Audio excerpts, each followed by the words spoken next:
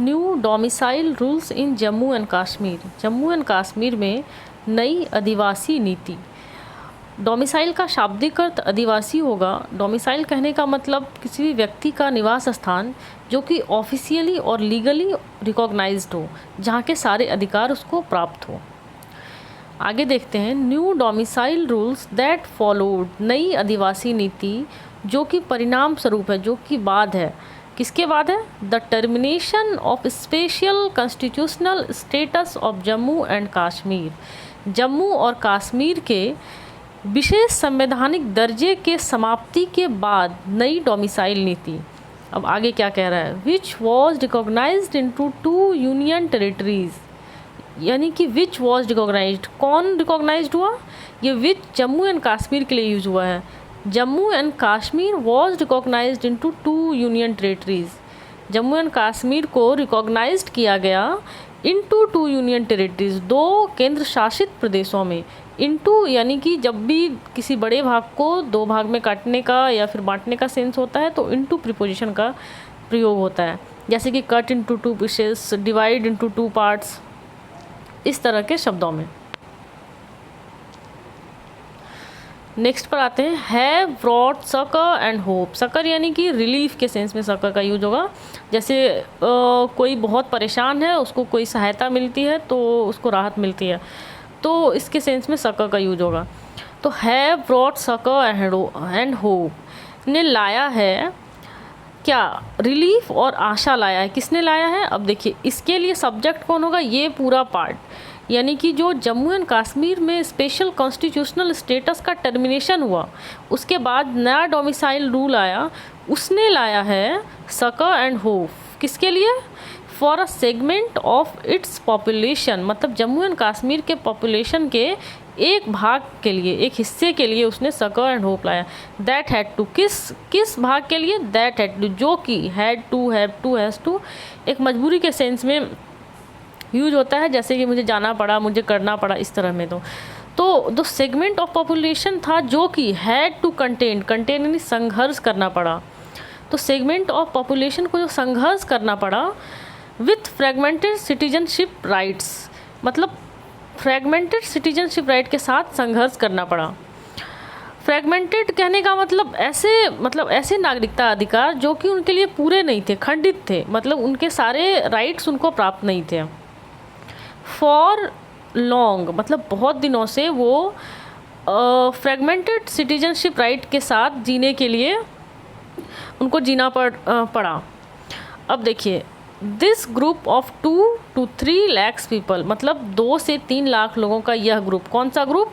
इसका जो एक सेगमेंट है जिनको कि फ्रेगमेंटेड सिटीजनशिप राइट के साथ जीना पड़ा, इज़ मेड अप ऑफ, यह ग्रुप 2 से 3 लाख लोगों का group is made up of, बना हुआ है of refugees from Pakistan, Pakistan से आए शरणार्थी से, sanitary worker resettled from other parts of India, India के दूसरे भागों से आकर रीसेटल्ड हुए सफाई कर्मी। रीसेटल यानी कि पहले वो कहीं और सेटल्ड थे, उसके बाद आके जम्मू कश्मीर में बसे, तो इसलिए यहाँ रीसेटल्ड का यूज़ हुआ। एंड गोरखाज, और गोरखा लोगों से, Gorkhas who arrived as soldiers before independence, मतलब कौन से गोरखा? जो स्वतंत्रता से पहले सोल्जर्स के रूप में आए थे, वो Gorkha. The erstwhile state of Jammu and Kashmir gained special power to define its permanent resident and restricted land, educational and employment rights only to them।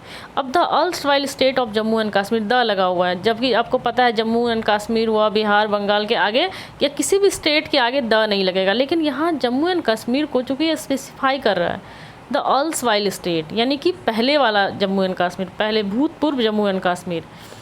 Gained special power, उनको स्पेशल पावर मिला हुआ था, प्राप्त था, टू डिफाइन, ये define करने के लिए इट्स परमानेंट, इसके परमानेंट रेसिडेंट को, रिस्ट्रिक्टेड लैंड, परमानेंट रेसिडेंट यानी दूसरे जगह के लोग जम्मू कश्मीर में आके वहाँ का डोमिसाइल नहीं ले सकते थे, रिस्ट्रिक्टेड लैंड दूसरे जगह के लोग वहाँ ज़मीन नहीं खरीद सकते थे। Educational and employment rights only through them, यानी कि एजुकेशनल और एम्प्लॉयमेंट और पॉलिटिकल राइट भी जो थे वो सिर्फ उनके लिए डिफ़ाइन होते थे, जो पहले वाला जम्मू एंड कश्मीर था।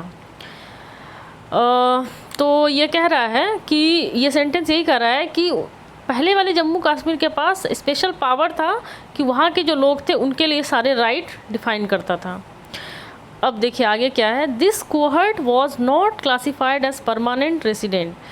दिस कोहर्ट, ये जो कोई कोहर्ट यानी कि एक तरह का समूह, एक तरह का जो कि जिनकी सबकी एक किसी चीज़ से रिलेटेड हो, मतलब कि वो वाला कोहर्ट जिनको नागरिकता अधिकार, पूर्ण नागरिकता अधिकार नहीं थे, जो खंडित नागरिकता अधिकार के साथ जी रहे थे।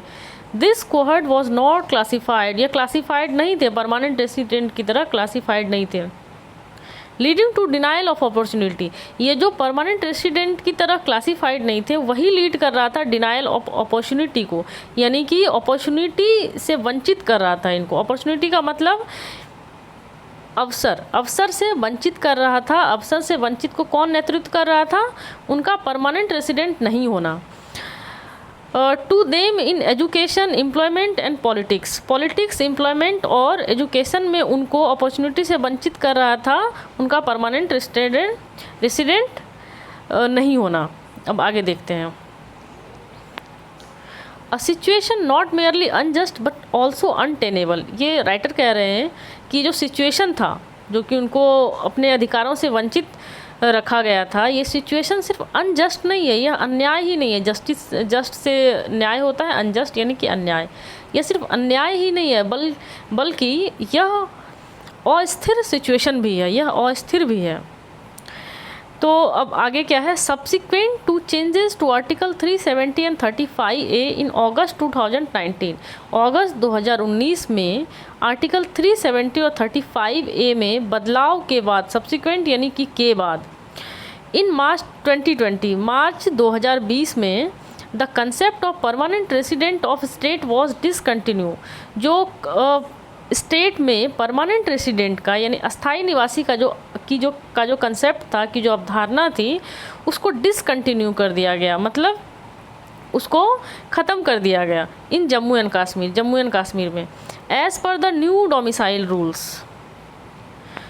अब नए अधिवासी नीति के अनुसार, एज़ पर यानी कि के अकॉर्डिंग, के अनुसार, those person and their children, वो लोग और उनके बच्चे, हु हैव, जो कि resided for 15 year in Jammu Kashmir, जो 15 साल तक जम्मू एंड कश्मीर में रहे हैं, और या हैव स्टडीज़ फॉर 7 ईयर, और जिन्होंने 7 साल के लिए पढ़ाई की है, और appeared in class 10 and 12th exam in educational institute in UT में एजुकेशनल इंस्टीट्यूट में 10 और 12 के एग्ज़ाम में अपीयर हुए हैं, आर एलिजिबल, यानी कि जो सारे क्राइटेरिया फुलफ़िल कर रहा है वो सब लोग एलिजिबल हैं, यानी मान्य हैं फॉर ग्रांट ऑफ डोमिसाइल पाने के लिए।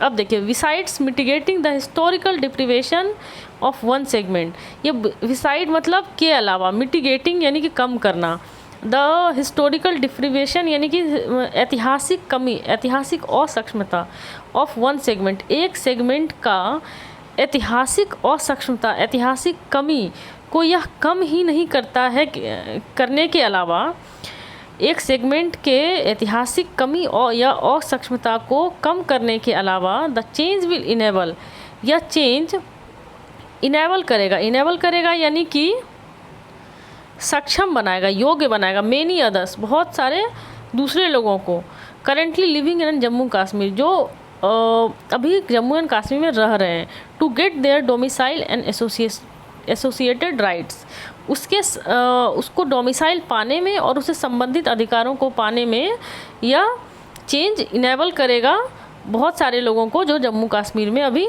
रह रहे हैं।